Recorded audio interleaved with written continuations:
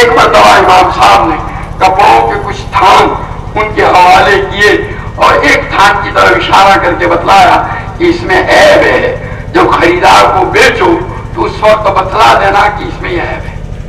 اب جو بیچنے کا وقت آیا تو وہ بھول گئے، یعنی قصداً انہوں نے ایسا کیا ہو ایسا نہیں، یاد ہی نہیں رہا، بے خبری میں وہ بیع ہو گئی۔ وہ آدمی چلا گیا مال لے کر، 20,000 درہم کے اندر یہ بیع ہوئی تھی۔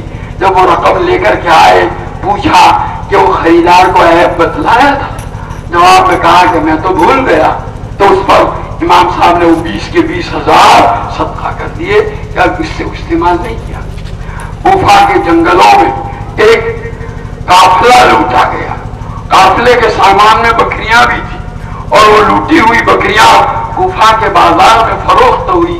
امام ابو حنیفہ رحمۃ اللہ علیہ کو پتہ چلا تو امام صاحب نے تحقیق کی کہ بکری کی عمر کیا ہوتی ہے، بتایا گیا زیادہ سے زیادہ 7 سال کی۔ تو کوفہ میں رہتے ہوئے 7 سال تک بکری کا گوشت نہیں کھایا۔ یہ تو حرام غذا سے بچنے کا اتنا زیادہ، حرام تو بڑا خطرناک، حرام کی وجہ سے عبادت بھی قبول نہیں ہوتی، دعا قبول نہیں ہوتی۔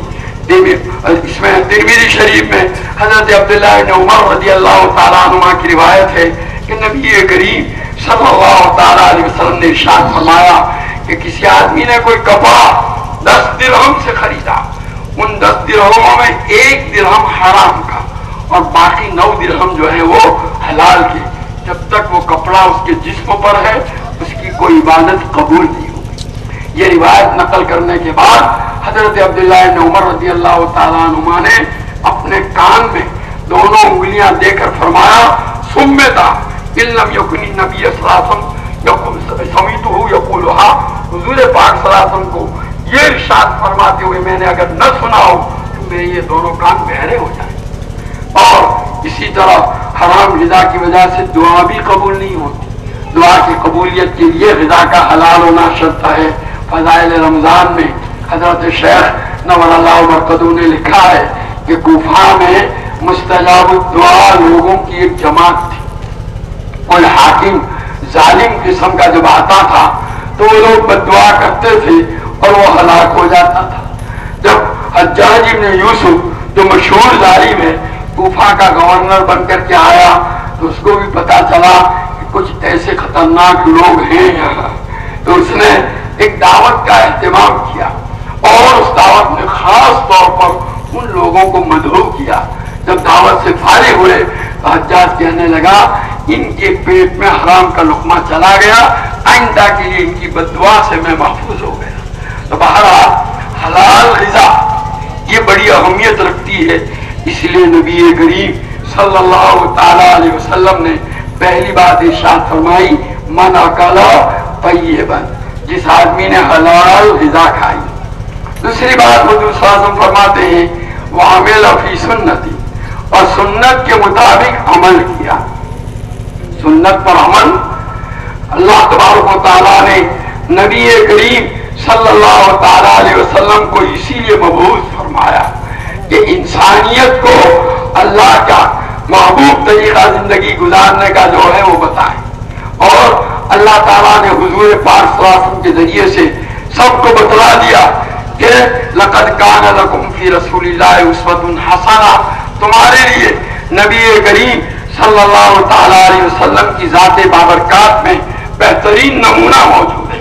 اور باری تعالیٰ نے فرما دیا کہ قل ان کنتم تحبون اللہ فاتبعونی یحببکم اللہ، اے نبی آپ کہہ دیجئے کہ اگر تم اللہ سے محبت کرتے ہو تو میری پیروی کرو، اللہ تعالیٰ تم سے محبت کرے گا۔ گویا نبی کریم صلی اللہ علیہ وسلم کی پیروی اور اتباع کے نتیجے میں اللہ کی محبت حاصل ہوگی۔ حضرت علامہ شبیر احمد صاحب عثمانی نور اللہ مرقدہ فرماتے ہیں کہ قرآن پاک میں اللہ تعالیٰ نے حضرت موسیٰ علیہ نبینا علیہ السلام کا تذکرہ جس شان سے کیا ہے جگہ جگہ اور جس محبت سے کیا ہے، جب میں اس کو پڑھتا تھا تو میرے دل میں خیال آتا تھا کہ نبی کریم صلی اللہ علیہ وسلم کا درجہ اور مقام تو ان سے بڑھ کر ہے، پھر بھی آپ کے متعلق ایسا انداز اختیار نہیں کیا گیا۔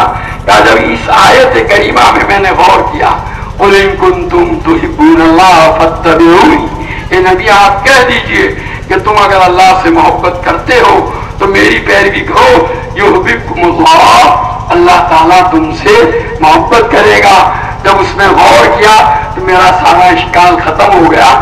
جس ذات کی پیروی کرنے پر آدمی اللہ کا محبوب بن جاتا ہو، خود ان کی محبوبیت کا اللہ کے یہاں کیا مقام ہوگا، اس کا آپ اندازہ لگا سکتے ہیں۔ بہرحال نبی کریم صلی اللہ تعالی علیہ وسلم کی پیروی یہ گویا ہمارے لیے ضمانت ہے اللہ کی محبت کی۔ اور اللہ کی محبت کا کیا حال ہے؟ بخاری شریف میں روایت ہے، نبی کریم صلی اللہ تعالی علیہ وسلم فرماتے ہیں کہ اللہ تعالیٰ جب اپنے کسی بندے سے محبت کرتے ہیں تو حضرت جبریل سے فرماتے ہیں، جبریل میں اپنے فلاں بندے سے محبت کرتا ہوں، تم بھی ان سے محبت کرو۔ چنانچہ حضرت جبریل اس سے محبت کرتے ہیں اور اس کے بعد آسمانوں میں فرشتوں میں اعلان کرتے ہیں، اللہ اپنے فلاں بندے سے محبت کرتے ہیں، تم بھی اس سے محبت کرو۔ چنانچہ فرشتے اس سے محبت کرتے ہیں۔ آگے حضور صلی اللہ علیہ وسلم فرماتے ہیں ثم یوزع له القبول فی الارض، اس کے بعد اللہ کے اس بندے کے لیے زمین کے اندر مقبولیت ڈھال دی جاتی ہے۔ گویا اللہ کی پوری مخلوق کے اندر وہ کیا بن جاتا ہے؟ اللہ کا محبوب بن